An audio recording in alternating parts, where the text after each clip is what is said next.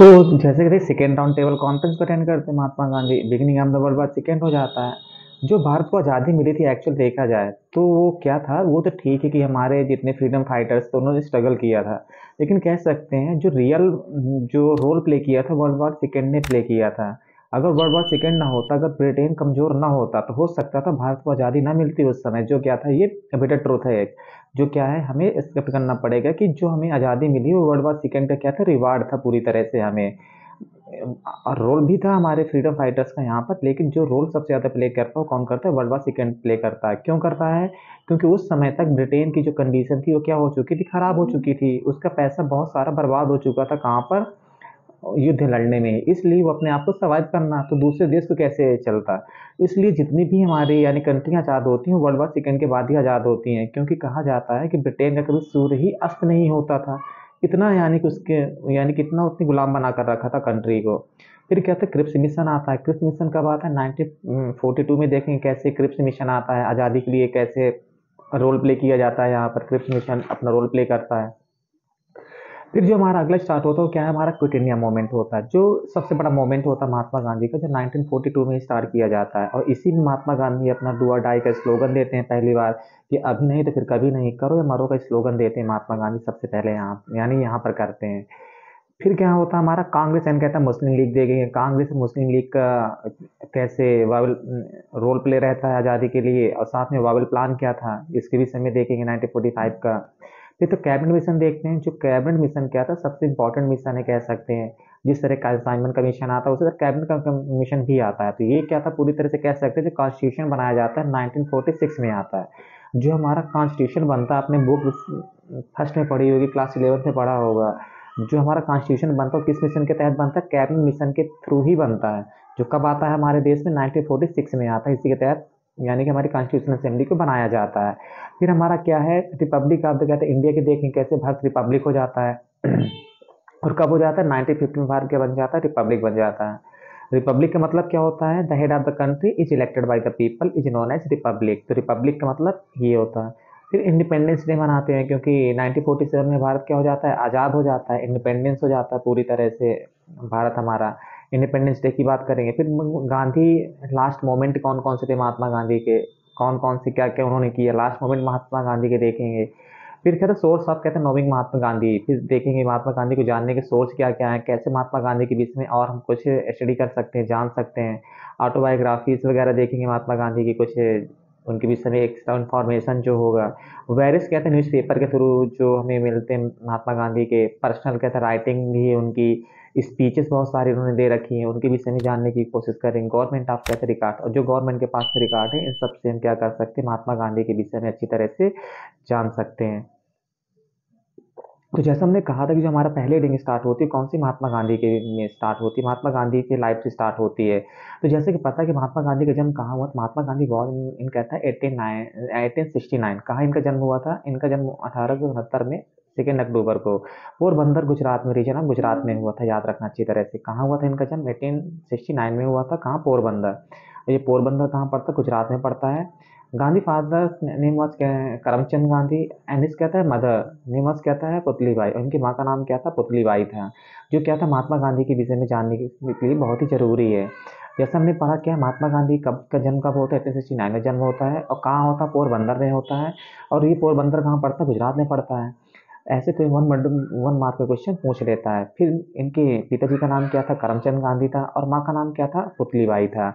Gandhi full name बात मोहनदास करमचंद गांधी, तो इनका पूरा नाम क्या था, मोहनदास करमचंद गांधी था।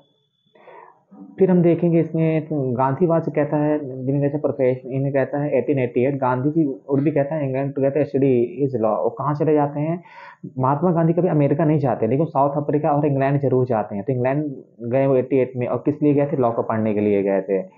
एक्चुअल में ये था। गांधी वेंट टू कहता है साउथ अफ्रीकन के 1893। जैसे हमने पहले ही बताया था कि महात्मा गांधी साउथ अफ्रीका कब जाते हैं, 1983 में जाते हैं। और किस लिए जाते हैं, केस को लड़ने के सिलसिले में जाते हैं महात्मा गांधी। तो ये क्या था, महात्मा गांधी के विषय में हमने कुछ इन्फॉर्मेशन ली थी। फिर क्या था, गांधी एंड कहता है साउथ अफ्रीका। फिर किसकी बात करते हैं, गांधी साउथ अफ्रीका में कैसे, या साउथ अफ्रीका कब चले गए, 93 में। कहाँ चले जाते हैं, साउथ अफ्रीका चले जाते हैं। और साउथ अफ्रीका में क्या करते हैं, गांधी कहता है फेस अपार्टमेंट कहता है साउथ अफ्रीका। जब महात्मा गांधी साउथ अफ्रीका जाते हैं तो वहाँ पर ऑलरेडी क्या था, ब्लैक एंड व्हाइट का स्ट्रगल चल रहा था, अपार्थाइड सिस्टम चल रहा था। तो महात्मा गांधी वहाँ पर भी क्या करते हैं, बहुत ही प्रॉब्लम फेस करते हैं, उनके साथ ऐसा बर्ताव किया जाता है ब्लैक एंड व्हाइट का। तो गांधी फेस कहते हैं पार्टी ने साउथ अफ्रीका में अपार्थाइड को फेस करते हैं, यानी कि ब्लैक एंड व्हाइट का स्ट्रगल फेस करते हैं। गांधी स्पेंड कहता है almost 20 year in South Africa. Mahatma Gandhi कितने साल लगभग स्पेंड करते हैं अपने, 20 साल कहाँ पे स्पेंड करते थे, साउथ अफ्रीका में स्पेंड करते थे। एंड कहता है ओपनली अपोज कहता है अपार्थाइड, एंड कहता है liberated black peoples living in कहता है साउथ अफ्रीका फ्रॉम हिज कहता है हिज डिस्क्रिमिनेशन। और क्या करते हैं, ये बीड़ा उठा लेते हैं उनको न्याय दिलाने का, क्योंकि अफ्रीका ने क्या किया था, बहुत स्ट्रगल फेस किया था। महात्मा गांधी 20 साल रहे तो उनको भी बहुत सी चीज़ें फेस करनी पड़ी थी। तो उन्होंने स्टार्टिंग में कह सकते हैं अपने लैब को वहीं बना लिया, और जो चीज़ें वो भारत में आकर करते हैं पहले वो साउथ अफ्रीका में करके आ चुके थे। यानी कि वो भी क्या करते हैं, इसमें अपना रोल प्ले करते हैं साउथ अफ्रीका में, ब्लैक एंड व्हाइट पीपल को आज़ादी दिलाने में, कह सकते हैं उनको कुछ ना राइट्स दिलाने में। तभी नेशनल मंडेला इनको फॉलो करते हैं। फिर हमारा जो गांधी केम बैक टू कहते हैं इंडियन 1915 में। महात्मा गांधी, जैसा मैं पढ़ा था कि हमारा क्या होगा, महात्मा गांधी कब लौट कर आते हैं, 1815 में कहाँ जाते हैं, भारत लौट करके आते हैं। एंड कहता है ओनली 20 ईयर्स कहता है स्पेंड साउथ अफ्रीका, और कितने साल रहे हैं साउथ अफ्रीका में, 20 ईयर रहते हैं। फिर कहते हैं गांधी, कहते हैं महात्मा, और उनको क्या कहते हैं, गांधी कैसे महात्मा में बदल जाते हैं, यहीं से महात्मा गांधी से उनको क्या बोला जाता है, महात्मा गांधी बोला जाता है। सत्याग्रह तो कहता है मेथड, एंड कहते हैं नॉन वायलेंस, इनका क्या था मेन सत्याग्रह, नॉन वायलेंस मेथड, जो नॉन वायलेंस का था, रिबेलियंस कहता है बाई गांधी वाज कहता है फर्स्ट यूज इन कहता है south Africa itself. Mahatma Gandhi ने पहला कहा था, तो उनको क्या था, साउथ अफ्रीकन के लिए क्या था, एक लैब की तरह था। ये वहाँ पर ही सबसे पहले क्या करते हैं, ये सब स्ट्रगल फेस करके आ चुके होते, तो इसलिए इनको क्या था, अच्छा खासा एक्सपीरियंस भी था भारत में आकर के इस तरह के मूवमेंट चलाने के लिए। तो ये लैब बना चुके थे पूरी तरह साउथ अफ्रीका को अपनी। फिर क्या था, इंडियन मूवमेंट, यानी कि इंडियन मूवमेंट जो सबसे पहले मूवमेंट होता है, इसमें भी महात्मा गांधी ने एंट्री नहीं मारेंगे, अभी ये साउथ अफ्रीका में होंगे। तो जो मूवमेंट चलाया जाता होता क्या है यहाँ पे, 1915 एक स्वदेशी मूवमेंट चलाया जाता है। स्वदेशी मूवमेंट क्या होता है, कब चलाया गया, 1905 में स्वदेशी मूवमेंट होता है। स्वदेशी मूवमेंट कब से कब 7 तक जाता है। तो हुआ क्या था, जो लास्ट गवर्नर जनरल था भारत का, वो क्या था, लॉर्ड कर्जन था। कौन था, लॉर्ड कर्जन, याद रखिए कौन था, लॉर्ड कर्जन था।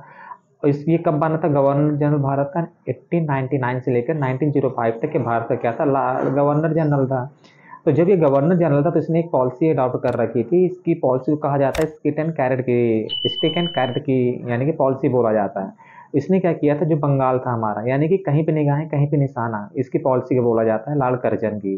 तो ये क्या करना चाहता था, ये दिखाता था लोगों को कि मैं भारत के लिए अच्छा काम करना चाह रहा हूँ, लेकिन ये एक्चुअल में क्या करना चाह रहा था, जो एक्चुअल में इसका पर्पज होता था वो कुछ दूसरा होता था, वो अपने आप को मजबूत करना होता था। क्योंकि इसने क्या किया, इसी ने यूनिवर्सिटी कमीशन लेकर के भी आता है 1904 में, यूनिवर्सिटियों का क्या करता है, मॉडिफाई करता है, टीचर को ट्रेनिंग देना चालू कर देता है, पुलिस सिस्टम को इम्प्रूव कर देता है, पुलिस को ट्रेनिंग देना चालू कर देता है। क्योंकि ये माना जाता था उस समय कि जो बच्चों को, जो रिवोल्यूशनरी हो रहे हैं, आखिर उनको ट्रेन कौन कर रहा है, इनको पता ही नहीं चलता ट्रेनिंग कहाँ से मिल रही है बच्चों को। तो बच्चे क्या करते थे, जो कॉलेज वगैरह जाते थे वहाँ पर बैठ करके अपना प्लान बनाते थे। तो इसलिए जैसे ही कर्जन को पता चलता है कि यहाँ पर ऐसा कुछ हो रहा, तो इसने टीचर को ट्रेनिंग देना चालू कर दी। टीचर अब क्या होंगे, स्ट्रिक्ट हो जाएंगे, उनको कुछ ऐसी फ्रीडम बच्चों को नहीं दी जाएगी। तो उस तो करना क्या चाह रहा था, उसने क्या दिखाया कि मैं भारत की कंडीशन को इम्प्रूव करना चाह रहा हूँ। लेकिन उसका पर्पज क्या था, वो जो रिवोल्यूशनरी एक्टिविटी हो रही है, जो प्लान बनाया जा रहा है यूनिवर्सिटी कॉलेज में बैठ करके, वो सब ना बन पाए। तो इसलिए इसकी पॉलिसी को कहा जाता है कहीं पे निगाहें कहीं पे निशाना, इसकी पॉलिसी को लेकर के चला जाता है। फिर ये क्या करता है, पुलिस को ट्रेन करने की प्लान बनाता है कि पुलिस में जो भर्ती होंगी वो क्या किया जाएगा, ट्रेनिंग देगा उनको। और ट्रेनिंग क्या देगा, जब ट्रेनिंग देगा तो जो भी इंडियंस भर्ती होगा पुलिस में, तो कैसा होगा, वो अंग्रेज जैसे, यानी पूरी तरह से डिसिप्लिन होगा। अगर तो उसने क्या कर दिया, इंडियंस को ही इंडियंस के खिलाफ खड़ा कर दिया, ऐसी पॉलिसी यानी कि लॉर्ड कर्जन की थी, कह सकते हैं। तो लॉर्ड कर्जन ने ऐसा किया यहाँ पर। फिर क्या था हमारा, तो इसने और क्या कर दिया, तो फिर इसी तरह क्या करता है, एक होता है बंगाल और दूसरा हमारा क्या होता है, कह सकते हैं पंजाब। तो भारत में अगर देखा जाएगा दो क्षेत्र, यानी कि पंजाब को बंगाल का एरिया क्या था, यही कह सकते हैं, यहाँ से बहुत सारे रिवोल्यूशनरी निकलते हैं। और बंगाल उस समय क्या था, बहुत बड़ा पार्ट था बंगाल। बंगाल क्या था, बहुत बड़ा, आसाम, उड़ीसा, बिहार वगैरह सब कुछ किसके अंदर आ जाता था, उड़ीसा, तो छत्तीसगढ़, झारखंड, ये सब यानी कह सकते हैं किसके अंदर आ जाते थे, बंगाल के अंदर आते थे। बंगाल इतना बड़ा एरिया था पूरी तरह से। तो कर्जन ने क्या किया, जो बंगाल से रिवोल्यूशनरी एक्टिविटी हो रही थी, इसने इससे प्लान बनाया कि मैं इसको क्या करता हूँ, तोड़ देता हूँ। तो इसने क्या कर दिया, इस बंगाल को तोड़ देता है 1905 में, बंगाल का डिवीजन कर देता है। क्या करता है 1905 में, क्या कर दिया इसने, बंगाल का डिवीजन कर दिया। और डिवीजन में दिखाना क्या चाह रहा था कि बंगाल बहुत बड़ा एरिया है, अगर मैं इसको तोड़ दूंगा तो ये इंडियंस के लिए फायदेमंद होगा। आसानी से जो एडमिनिस्ट्रेटिव पॉलिसी बनाई जा सकती हैं वो आसानी से एक जगह से दूसरी जगह पर इम्प्लीमेंट हो सकेंगी, अच्छी तरह से देखा जा सकता है। लेकिन इसका इशारा है, निशाना क्या था, ये डिवाइड करना चाहता था हिंदू और मुस्लिम को। क्या कर इसने क्या किया, क्योंकि पता था जो हमारा ये एरिया पड़ता है वेस्ट ईस्ट वाला, तो इसमें क्या है, मुस्लिम ज़्यादा है हिंदू कम है, और इसमें क्या था, हिंदू ज़्यादा है मुस्लिम कम है। तो इसने प्लान बनाया कि जहाँ तो एक जगह जहाँ पर मुस्लिम ज़्यादा थे वहाँ हिंदू कम पहले से थे, तो इसने ऐसे ही डिवाइड कर दिया, एक जगह हिंदू ज़्यादा तो एक जगह मुस्लिम कम, एक जगह मुस्लिम कम तो यहाँ भी एक जगह हिंदू ज़्यादा। तो अब क्या होगा, कभी भी अगर कोई मूवमेंट भड़केगा, कभी भी कुछ भी दंगे फसाद होंगे, हिंदू अगर मुस्लिम को मारेगा यहाँ पर, अगर मुस्लिम अगर यहाँ पर हिंदू को मारेगा, तो इसका एक्शन का रिएक्शन कहाँ होगा, यहाँ हो जाएगा। जहाँ पर हिंदू ज़्यादा है तो मुस्लिम को मार देंगे। तो कहने का पर्पज़ क्या था, ये अपने लिए ही पॉलिसी ऐसी बना रहा था कि इसको फायदा हो। तो इसकी इसकी पॉलिसी को कहा जाता है कहीं पे निगाह, कहीं कहीं पे निगाहें, कहीं पे निशाना। इसकी पॉलिसी को इसलिए ऐसा नाम दिया जाता है। करना कुछ चाहता था और करना कुछ चाहता था ये, दिखाना कुछ चाहता था, इसकी पॉलिसी ये थी। तो इसने क्या नाम दिया ऐसा। तो 1905 में क्या हो जाता है, ये स्वदेशी मूवमेंट स्टार्ट करता है, याद रखना। इसी स्वदेशी मूवमेंट में सबसे पहले क्या किया गया था, यानी कि अनार सोनार बांग्ला, यानी कि रविन्द्रनाथ टैगोर ने कंपोज किया था, जो आज बांग्लादेश का क्या है, राष्ट्रीय गाने कह सकते हैं, वो गाते हैं। और इसी समय क्या किया था, बंगाल में सब लोगों ने राखी बांधी थी एक दूसरे की कलाई पर। और एट लास्ट में क्या होता है, जब ऐसे बंगाल यानी कि जो बंगाल का बंटवारा किया गया था, फिर 1911 में क्या होता है, उसको खत्म नहीं किया जाता है, लेकिन यहाँ पर इस ऐसी पॉलिसी के थ्रू इसको क्या किया गया था, डिवीजन किया गया था। यानी कि तभी इसमें क्या चलाया गया था, स्वदेशी मूवमेंट स्टार्ट किया गया था। तो स्वदेशी, अब तो समझ में, आई होप कि सब स्वदेशी मूवमेंट अब क्लियर हो गया होगा। तो स्वदेशी मूवमेंट इन इंडिया कहते फ्रॉम 1905 से लेकर 1907 तक चलाया गया था। The main leader this movement Lala Lajpat Rai, और जो बिपिन चंद्र पाल यानी कि लाल बाल पाल, ये थे हमारे इस स्वदेशी मूवमेंट के क्या थे, हीरो कह सकते हैं, मेन लीडर थे यहाँ पे। तो ये निकल कर आते हैं स्वदेशी मूवमेंट में। फिर दिस थ्री कहते हैं ऑल्सो नोन एज लाल बाल पाल, इनको क्या कहा जाता है, लाल बाल पाल के नाम से भी जाना जाता है। लाल से क्या हो गया, लाला लाजपत राय, बाल से क्या हो गया, बाल गंगाधर तिलक, अब पाल से क्या हो गया, बिपिन चंद्र पाल हो गया। तो इस तरह क्या था, इनको कहा जाता है लाल बाल पाल। तो ही रिकमेंडेड कहता है द एडॉप्टेड कहता है पाथ ऑफ कहता है वायलेंस कहता है अगेंस्ट द ब्रिटिश, क्योंकि इनकी पॉलिसी क्या थी, ये गर्म दल के लीडर थे। तो गर्म दल मतलब क्या होता जाता है, टिट फॉर टैट की पॉलिसी को अडॉप्ट करते थे। अगर हमने किसी ने एक थप्पड़ मारा तो हम उसको दो थप्पड़ मारेंगे, इनकी पॉलिसी ये कहती थी। ये कहते थे, इनका सिंपल सा कहना था कि जब भारत हमारा है तो हमें मांगने की जरूरत क्या है, हमको छीनने की जरूरत है। तो ये इस पर विश्वास करते थे, यानी कि गर्म दल वाले थे। और महात्मा गांधी वगैरह क्या थे, नरम दल के थे, जो वायलेंस को किसी भी तरह से नहीं एक्सेप्ट करना चाह रहे थे। फिर क्या हो जाता है, फिर हमारी जो नेक्स्ट रीडिंग स्टार्ट होती है वो क्या है, महात्मा गांधी का अराइवल होता है। और महात्मा गांधी भारत कब आ जाते हैं, 1915 में भारत आते हैं वो। और फिर भारत में 15 आने के साथ ही कह सकते हैं हमारा जो हीरो होता है वो कब होता है, भारत में एंट्री करता है 1915 में। क्या कर जाता है, वो एंट्री करता है, भारत में आ जाता है। फिर जब भारत में आने के साथ ही होता क्या है, जब इंडिया आते हैं तो ऑलरेडी क्या चल रहा था, जो हमारा वर्ल्ड वार चला था। वर्ल्ड वार कब से कब तक चला था, 1914 से लेकर 18 तक वर्ल्ड वार चल रहा था। जब वर्ल्ड वार चलता है तो महात्मा गांधी को इंडियन कह सकते हैं, अंग्रेजों के विषय में ज़्यादा कुछ पता नहीं था। लेकिन ये अंग्रेज कुछ समय तक अंग्रेजों को क्या मान रहे थे, अच्छा मान रहे थे कि ये इंग्लिश सिखा रहे हैं, कुछ डेवलपमेंट लेकर के आ रहे हैं, तो अंग्रेज क्या है, अच्छे हैं। तो ये अच्छेपन, यानी कि अंग्रेजों को पहले अच्छा समझ रहे थे। तो आने के साथ ही क्या करते हैं, तो ये इंडियन से डिमांड करते हैं कि हमें क्या करना चाहिए, अंग्रेजों का सपोर्ट करना चाहिए। तो जो वर्ल्ड वार चल रहा था हमारा 14 से 18 तक, तो ये बहुत सारे इंडियंस क्या करते हैं, महात्मा गांधी के कहने पर वर्ल्ड वार सेकेंड को क्या करते हैं, अटेंड करते हैं, यानी कि अंग्रेजों की साइड से लड़ने के लिए चले जाते हैं। और अंग्रेजों ने कुछ प्रॉमिस भी किए थे कि आज जब आज वर्ल्ड वार खत्म हो जाएगा तो हम आपको कुछ फ्रीडम वगैरह दे देंगे, कुछ ऐसी बात की गई थी। तो फिर जब महात्मा आते हैं तो यहाँ पर ऐसा होता है, coming to India Gandhi saw that the political system of the change a lot, यानी कि देखा कि पॉलिटिकल सिस्टम जो भारत में है उसको बहुत चेंज करने की बहुत ही जरूरत है, बहुत ही आवश्यकता पर इसको चेंज करना है। सिंह कहता है चेंज, कहता है सिचुएशन, कहता है गांधी जी, कहता है कंसल्टेंट, कहते हैं पॉलिटिकल मेंटोर गोपाल कृष्ण गोखले। और जब ये भारत आते हैं तो किससे मिलते हैं, गोपाल कृष्ण गोखले से मिलते हैं। गोपाल कृष्ण गोखले ये क्या थे, इनके पॉलिटिकल लीडर थे। जब गोपाल कृष्ण गोखले क्या रहते हैं, इनके पॉलिटिकल लीडर रहते हैं। आने के साथ ही इनको कहा जाता है, वो कहते हैं कि तुम क्या करो, पहले 1 साल तक पूरे भारत का क्या करो, भ्रमण करो। जाकर तो 1 साल तक इन्हें क्या करते हैं, पूरे भारत भ्रमण करने को कौन कहता है, इन्हें गोपाल कृष्ण गोखले कहते हैं, जो उनके क्या थे, पॉलिटिकल लीडर थे। तो ये क्या था, महात्मा गांधी का अराइवल इतने में होता है, क्योंकि महात्मा गांधी को पूरी तरह से कंडीशन पता नहीं थी भारत की क्या कैसे चल रहा है। फिर गोपाल कृष्ण गोखले एडवाइस गांधी, कहा ना बाद में क्या करते हैं, गोपाल कृष्ण गोखले महात्मा गांधी को एडवाइस करते हैं कि आप क्या करो, पूरे भारत को जाओ, भ्रमण करो, travel visit India for 1 year, so that he could be, कहते हैं अंडरस्टैंड, कहता है ब्रिटिश इंडिया, तभी वो क्या कर सकते, ब्रिटिश इंडिया को समझ सकते थे, क्योंकि इनके दिमाग में क्या था, सब अच्छे ही अच्छे भरा हुआ था अंग्रेजों के खिलाफ में। तो इनको सजेस्ट किया जाता है कि आप कहाँ जाओ, पहले पूरे भारत को भ्रमण करके आओ।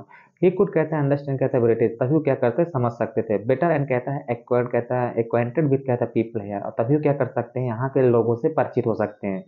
तो किसके कहने पर गए थे वो, गोपाल कृष्ण गोखले के कहने पर गए थे।